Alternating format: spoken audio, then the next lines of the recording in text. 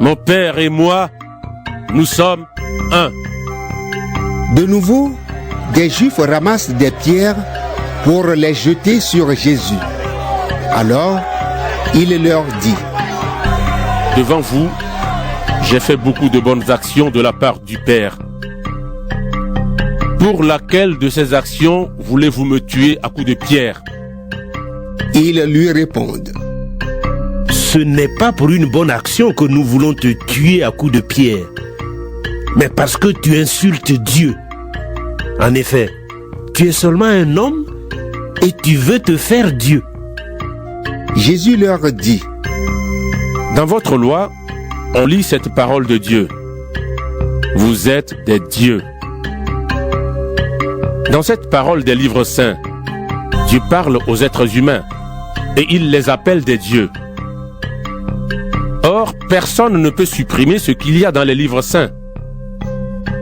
Moi, le Père m'a choisi et il m'a envoyé dans le monde. Et je dis, je suis fils de Dieu.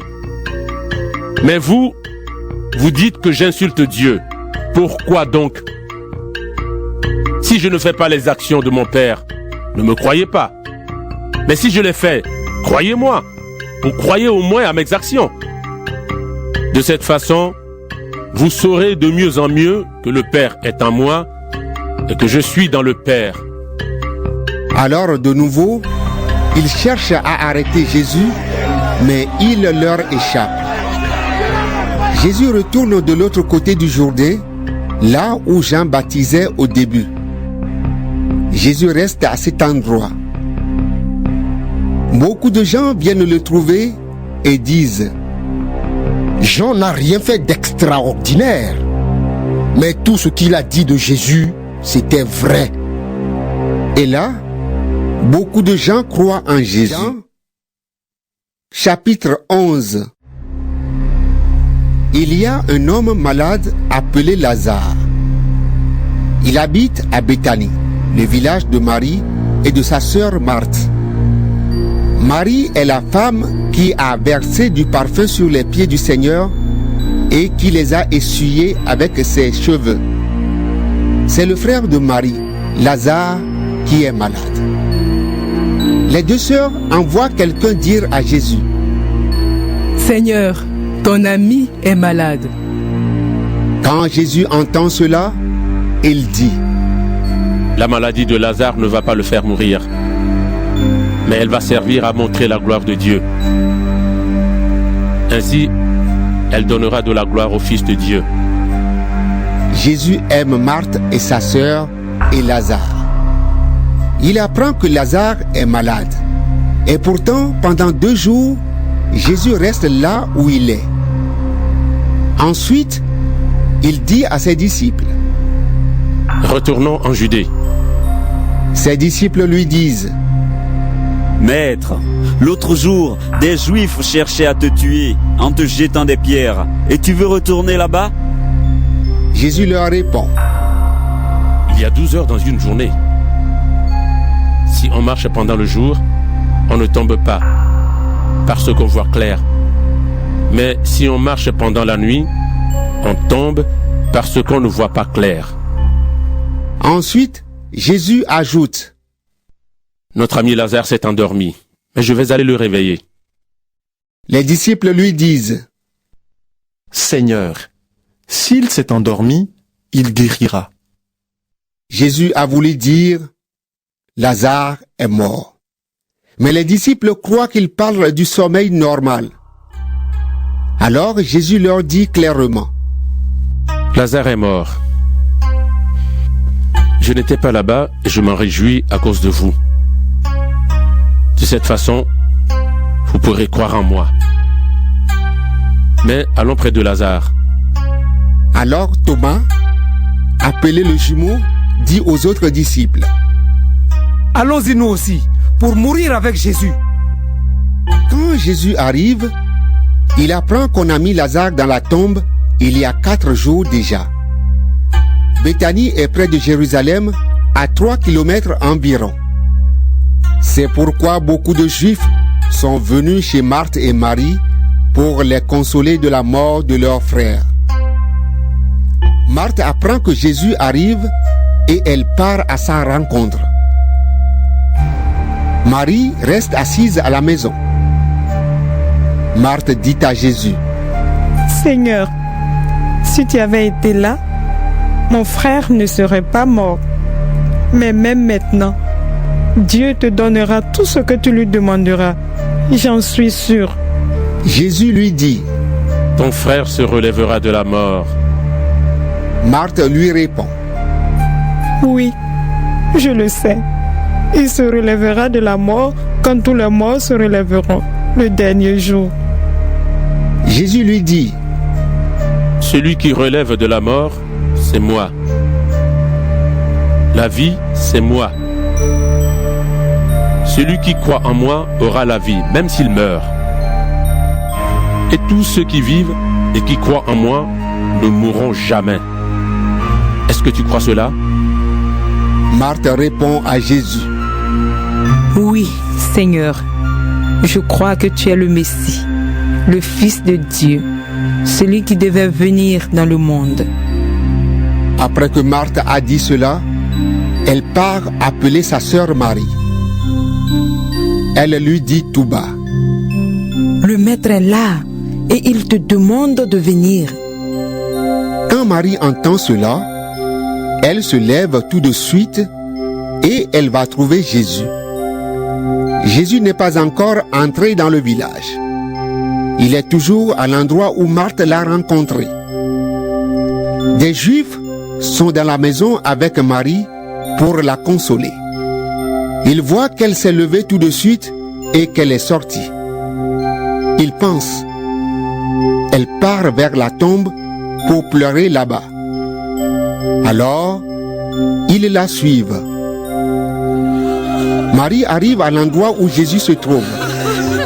Quand elle le voit, elle se jette à ses pieds et lui dit: Seigneur, si tu avais été là, mon frère ne serait pas mort. Jésus voit qu'elle pleure. Les Juifs qui sont venus avec elle pleurent aussi. Alors Jésus est bouleversé et troublé. Il demande: Où est-ce que vous l'avez mis? Ils lui répondent: Seigneur, viens et tu verras. Jésus se met à pleurer. Les Juifs disent: Regardez, il aimait beaucoup Lazare. Mais d'autres disent: Il a ouvert les yeux de l'aveugle et il n'a pas pu empêcher Lazare de mourir. De nouveau, Jésus est bouleversé et il part vers la tombe. C'est une grotte avec une grosse pierre placée devant l'entrée. Jésus dit: Enlevez la pierre. Marthe, la sœur du mort, lui dit: Seigneur, il doit déjà sentir mauvais. Il est dans la tombe depuis 4 jours. Mais Jésus lui répond: Je t'ai dit, si tu crois, tu verras la gloire de Dieu. On enlève donc la pierre. Jésus lève les yeux vers le ciel et il dit: Père, je te dis merci parce que tu m'as écouté. Tu m'écoutes toujours, je le sais. Et je dis cela à cause des gens qui sont autour de moi. Ainsi, ils pourront croire que tu m'as envoyé. Ensuite, Jésus crie d'une voix forte: Lazare, sors de là! Et Lazare sort, lui qui était mort. Il a les pieds et les mains attachés avec des bandes de tissu. Son visage est enveloppé dans un linge. Jésus dit aux gens: Enlevez-lui tout cela et laissez-le partir. Beaucoup de Juifs sont allés chez Marie et ils ont vu ce que Jésus a fait. Ils se mettent à croire en lui. Mais certains d'entre eux vont trouver les pharisiens et ils leur racontent ce que Jésus a fait. Alors les chefs des prêtres et les pharisiens réunissent le tribunal religieux et ils disent: cet homme fait beaucoup de signes étonnants. Qu'est-ce que nous allons faire? Si nous le laissons continuer, tout le monde va croire en lui. Ensuite, les Romains vont agir. Ils vont détruire notre temple et notre nation. L'un des chefs juifs, nommé Caïphe, est grand prêtre cette année-là. Il leur dit: vous n'y comprenez rien. Réfléchissez donc. Pour vous, il vaut mieux qu'un seul homme meure pour le peuple. De cette façon, la nation entière ne sera pas détruite. Les paroles de Caïphe ne viennent pas de lui-même. En effet, cette année-là, c'est lui qui est grand prêtre et il parle comme un prophète. Il annonce que Jésus doit mourir pour la nation juive. Il doit mourir non seulement pour cette nation, mais aussi pour rassembler en un seul peuple les enfants de Dieu qui sont de tous les côtés. À partir de ce jour-là, les chefs décident de faire mourir Jésus. C'est pourquoi il cesse d'aller et venir en public parmi le peuple. Mais il s'en va près du désert, dans un village appelé Éphraïm, et il reste là avec ses disciples. C'est bientôt la fête juive de la Pâque. Beaucoup de gens quittent leur région et ils vont à Jérusalem avant la fête pour se rendre purs. Ils sont dans le temple et ils cherchent Jésus. Ils se disent les uns aux autres: qu'est-ce que vous en pensez? Jésus ne viendra sûrement pas à la fête. Les chefs des prêtres et les pharisiens ont donné cet ordre: si quelqu'un sait où se trouve Jésus, il doit venir le dire. Alors, on arrêtera Jésus. Jean, chapitre 12. 6 jours avant la fête de la Pâque, Jésus va à Béthanie. C'est le village de Lazare, l'homme qu'il a réveillé de la mort. Là, on offre un repas à Jésus. Marthe sert le repas et Lazare est un de ceux qui mangent avec lui. Marie prend un demi-litre d'un parfum très cher, fait avec du nard pur, et elle le verse sur les pieds de Jésus. Ensuite, elle les essuie avec ses cheveux et l'odeur du parfum remplit toute la maison. Alors Judas Iscariote, l'un des disciples de Jésus, celui qui va le trahir, se met à dire: il fallait vendre ce parfum pour 300 pièces d'argent et donner l'argent aux pauvres. Judas ne dit pas cela parce qu'il pense aux pauvres, mais parce que c'est un voleur. C'est lui qui garde le porte-monnaie et il prend ce qu'on met dedans. Mais Jésus dit: laisse-la tranquille. Elle a fait cela d'avance pour le jour où on me mettra dans la tombe. Vous aurez toujours des pauvres avec vous. Mais moi, vous ne m'aurez pas toujours. Une grande foule de Juifs apprend que Jésus est à Béthanie. Ils y vont, non seulement à cause de Jésus, mais aussi pour voir Lazare que Jésus a réveillé de la mort. Alors les chefs des prêtres décident de faire mourir aussi Lazare. En effet, à cause de lui, beaucoup de Juifs les quittent et ils croient en Jésus. Le jour suivant, la grande foule qui est venue pour la fête de la Pâque apprend que Jésus arrive à Jérusalem. Les gens prennent des branches de palmier et ils vont à sa rencontre en dehors de la ville.